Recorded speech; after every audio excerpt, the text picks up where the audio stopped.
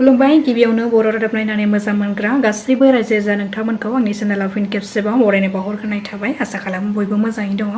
नोंथांमोननि थाखाय आं मोनसे गोदान खौरां लानानै नुजाथिफैलायबाय। आसा खालामो नोंथांमोना खौरांखौ नायनानै मोजां मोनगोन।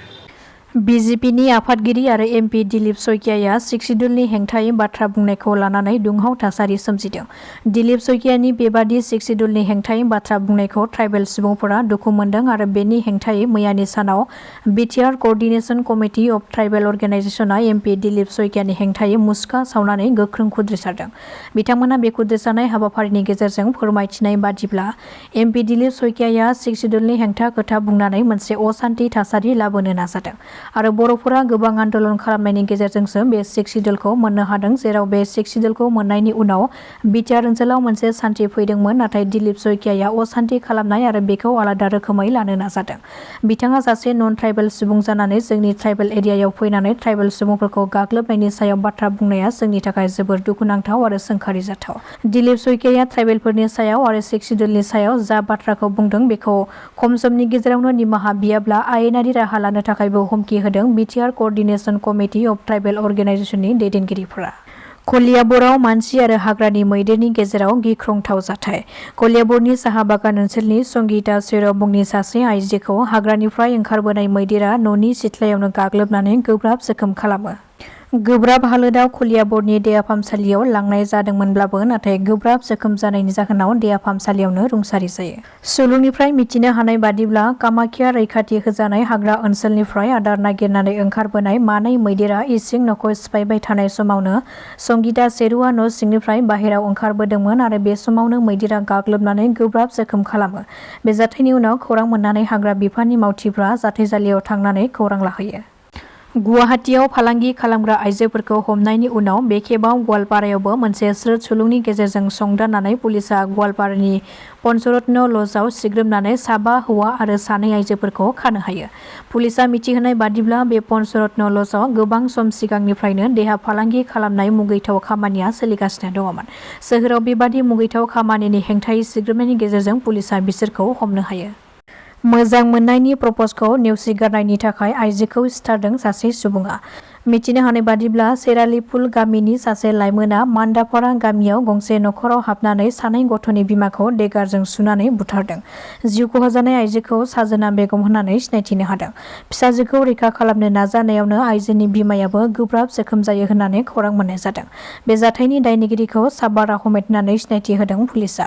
दायनिगिरि साब्बार आहमेदआ गोबां सम सिगांनिफ्रायनो साजोना बेगमखौ फननि गेजेरजों मोजां मोननायनि प्रप'ज खालामनानै ब्लेकमेल खालामगासिनो दङमोन। जाथायखौ खालामनानै दायनिगिरि साब्बार आहमेदआ खारखोमा लांदोंमोनब्लाबो पुलिसनि गोख्रों संदाननायनि गेजेरजों साब्बार आहमेदखौ खानो हायो। साहा करिमगन्ज बिधान सभानि सिङाव थानाय मान्दापारा मुंनि मोनसे गामियाव जादों बे गिख्रंथाव बुथारनाय जाथाया। आसामाव सोरखारि हायाव दखल खालामनानै थाग्रा सुबुंफोरखौ इभिक्सन खालामनायखौ लानानै आमसुआ गोख्रों खुद्रिसारबाय थानायनि गेजेरावनो गिबि मन्थ्रि डक्टर हिमन्त बिश्व शर्मा बिथाङाबो गोख्रों फिनजाथाय होदों। गिबि मन्थ्रिया फोरमायथिदों दि आमसुआ इभिक्सन खालामनायनि हेंथायै जेसेबांखि सोमावसारा मानो जों जेखौ खालामनो गोनां बेखौ खालामखागोन। आमसुआ जुदि सोमावसारनायखौ जेसेबांनो खालामबाय थागोन बेनिख्रुइ बांसिन जों इभिक्सन खालामगोन। जों जायफोर सुबुंफोरा एबा मिया मुसलमानफोरा सोरखारि हायाव दखल खालामनानै थादों बिसोरखौसो जों इभिक्सन खालामदों। बर' मिसिं जेराव दङ बिसोर ट्राइबेल सुबुं आरो बिसोरहा हानि फोरमानलाइ मोननायनिबो गोहो दङ। नाथाय बिसोर नन ट्राइबेल सुबुंफोरा हानि फोरमानलाइ मोननो मोनथायबो गैया, बेखायनो मिया मुसलमानफोरा हाग्रा बिफाननि हायाव माबोरै हाबनो हाखो होननानै सोंथि खालामदों गिबि मन्थ्रिया। धेमाजि जिल्लानि सिङाव थानाय सिलाफोथार हालामनि बिजयपुर गामिनि मिखेल बसुमतारिया थांनाय 8 आगस्ट खालारखालि बेंगलनिफ्राय ट्रेनजों फैबाय थानाय समाव निउ जलपाइगुरि ट्रेन स्टेशनाव ओंखाम जानो थाखाय ओंखारनाय समनिफ्रायनो दिनैसिम जेबो खौरां गैया। न'खरनि सुबुंफोरा फोरमायथिनाय बादिब्ला दासान्दि मिखेल बसुमतारिया गिनाय आरो समखि हाबग्रा बेराम हाबदों होननानै फोरमायदों। बेखायनो सोरबाफोर निखेल बसुमतारिखौ नुबायोब्ला जानबुं नम्बर 7630960486 बे नम्बराव फोरमायहरनो थाखाय खावलायहरदों। काछारनि धलायाव मिजोरामनिफ्राय फैनाय गंनै गारिखौ सिग्रोमनानै पुलिसआ बे गंनै गारिनिफ्राय गासै 2.5 कौटि रांनि हेरेनफोरखौ बोखांनो हादों। बे हमनो मोननाय हेरेनफोरा गासै 462 ग्राममोन आरो 40था साबोन बाक्सुआव सिखावै बे हेरेनफोरखौ लाबोदोंमोन। बे जाथायजों लोब्बा थानाय सानै सुबुंखौबो खानो हादों पुलिसआ। बिसोर जादों धलाइनि जयधनपुरनि रिबुल हुसेन लस्कर आरो गुबुन सासेखौ आब्दुल कासेम लस्कर होननानै सिनायथि होदों। मार्केरिटायाव मोनसे गिख्रंथाव लामा जाब्रबथाय जादों। ई-रिक्शा आरो गंसे मेजिक गारिनि गेजेराव सौग्रावलायनायनि जाहोनाव बे गिख्रंथाव जाब्रबथाया सोमजिदों, जेराव ई-रिक्शायाव गाखोनाय उन्दै फरायसाफोरजों लोगोसे ई-रिक्शा सालायगिरियाबो बे जाब्रबथायाव जोखोम जादों। जोखोम जानाय उन्दै गथ'फोरखौ फाहामथायनि थाखाय देहा फाहामसालियाव थिसननाय जायो।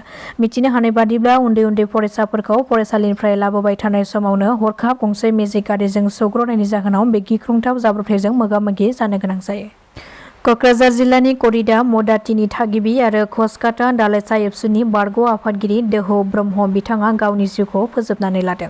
मिथिनो मोननाय बादिब्ला थांनाय 10 आगस्ट खालिनो दोहौ ब्रह्मआ नखरनिफ्राय गोमानानै दङमोन, नाथाय मैयानि सानाव क'क्राझार सोहोराव थानाय गावसोरनिनो उफेरा न' सिङाव गावखौ फोजोबना लानाय थासारियाव बोखांनो हायो। बे जिउ खहा जानायनि गुबै जाहोनखौ दासिमबो रोखायै मिथिनो मोननाय जायाखै। दासिमनि खौराङा एसेनोसै। नोंथांमोना खौरांखौ नायनानै मोजां मोनदोंब्ला चेनेलखौ साबस्क्राइब खालामनानै लानो हागोन। गोजोन्थों।